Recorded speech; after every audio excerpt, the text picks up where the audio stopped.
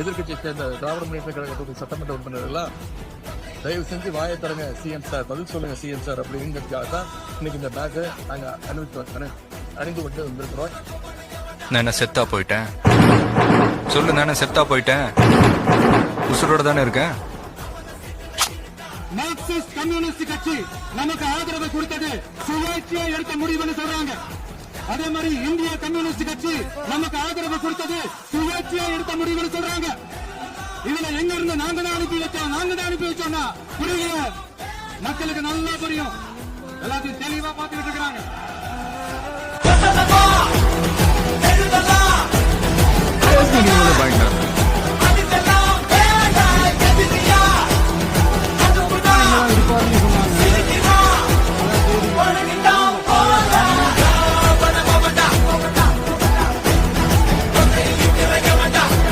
தமிழ்நாட்டின் வெற்றிக்காக புதியதோர் விதி ஒன்றை புதுமையாய் நாம் செய்வோம்.